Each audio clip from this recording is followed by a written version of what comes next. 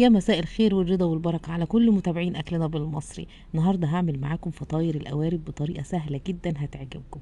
هتعملوها للفطار وللغدا وللعشاء وكمان لسحور رمضان. عجينتنا النهاردة بسيطة قوي والطريقة مفيش أسهل منها. هتطلع معاكي خفيفة وهشة وطرية. يلا بينا نشوف الطريقة. في الأول كده بسم الله. معانا كيلو دقيق. هننزل على الدقيق بمعلقتين كبار ممسوحين خميرة فورية. بعد كده معانا 4 معالق كبار سكر. وما تقلقيش من السكر، العجينه هتطلع طعمها حلو قوي. بعد كده معايا معلقه كبيره مليانه لبن بودره وده اختياري، ومعلقه صغيره ملح، ونقلب المواد الجافه كلها مع بعض. بعد كده هننزل ب3 كوبايات ميه. الميه طبعا هتكون دافيه علشان الجو برد شويه.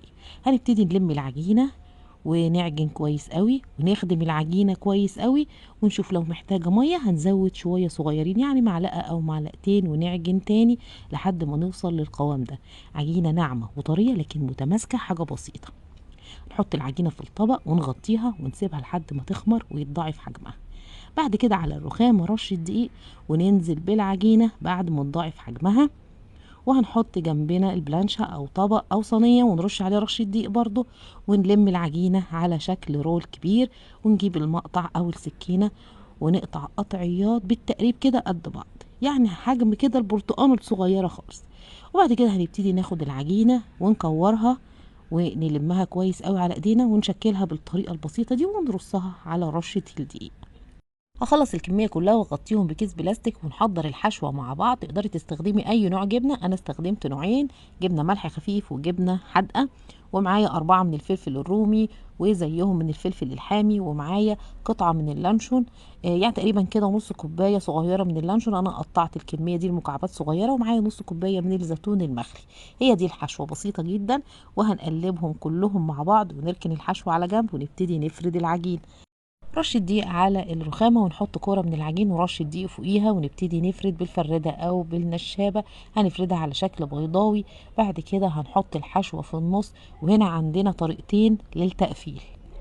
إما إن إحنا نقفل طرفين العجينة ونسيب الجزء اللي في النص مفتوح، دي طبعا طريقة سهلة قوي، بس الفطاير يعني بيكون شكلها مش منتظم قوي زي الطريقة التانية اللي هتشوفوها حالا. أنا بفضل الطريقة التانية، برضو سهلة بس بتخلي الفطاير ليها شكل أحسن. دي الاسهل والاسرع، بنقفل طرفين العجين بس. انما الطريقه التانية بنقفل العجين كله. هنا بعد ما حطيت رشه دقيق وفردت كوره العجين على شكل بيضاوي هحط برضو الحشوه. وحطي الكميه اللي تعجبك، تقدري تحطي كميه بسيطه كميه كتيره زي ما تحبي. المهم هنا هنقفل العجين كله او الفطيره كلها. هنا قفلنا، هنقلبها الناحيه التانية، وكده بقى عندنا العجينه مقفوله. هخلص الكمية كلها بنفس الطريقة. انا بفضل الطريقة التانية زي ما قلت لكم، بس هعمل خطوة بقى ان انا هفتحها بعد كده. لكن الطريقة الاولى فهي اسهل، هي مفتوحة جاهز. هخلص الكمية كلها وهحضر صلصة سريع سريع. ده برطمان الصلصة اللي انا كنت عاملاه معاكم، اللي شايلاه في ضرفة المطبخ من غير فريزر ومن غير تلاجة. بقاله شهور انا عاملاه بطريقه ممتازه جدا جدا. البرطمان طبعا تعبني كتير قوي علشان يتفتح، وعلشان كده يقعد معايا بالسنه. لو البرطمان دخل له هواء فالصلصه هتبوظ. علشان كده طريقه التعقيم لازم تكون مظبوطه جدا. هنا بقى احط على الصلصه شويه من الزعتر وشويه من الفلفل الاسود وشويه من الجنزبيل البودر، وكمان هحط رشه ملح.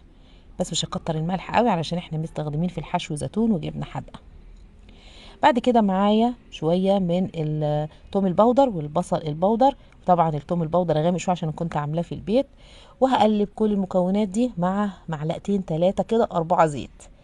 الصلصه عندي انا مش محتاجه ان انا اسويها على النار، انا طبعا كنت مطبخاها على النار قبل كده، فانا بحط الاضافات دي وبقلبها مع بعض كده بقت جاهزه عندي واقدر ان انا استخدمها على اي معجنات.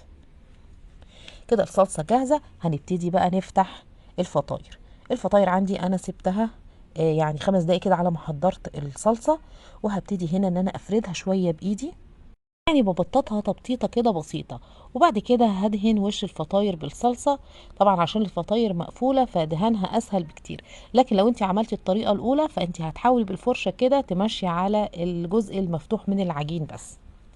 هخلص برضو وش الفطاير كلها. بعد كده هفتحها يا اما بالسكينه يا اما بالموس اللي انا مخصصاه للمطبخ. طبعا انا مش بستخدمه غير في المعجنات بس او الاكل بس.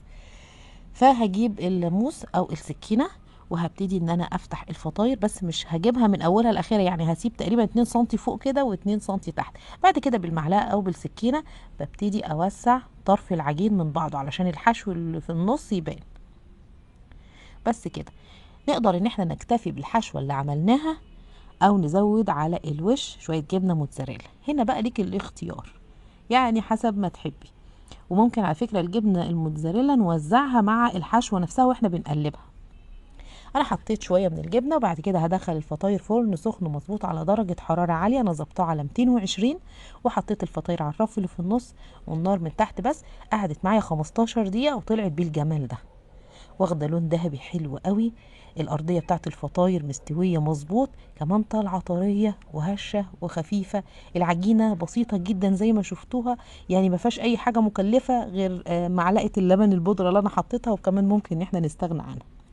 العجينه معانا اقتصاديه جدا، الحشوات كمان بسيطه، وطريقه التشكيل زي ما شفتوا كده تقدروا تختاروا طريقه من اتنين. وان شاء الله بعد ما تجربوها اوعدكم هتطلعوا بنتيجة ممتازة. هتعملوا عجينة خفيفة وهشة وطرية وطعمها لذيذ، وكمان تقدروا تغيروا في الحشوات زي ما انتوا عايزين. ان شاء الله لما تجربوا طريقة النهاردة هتعجبكم وهتعملوها باستمرار. والسلام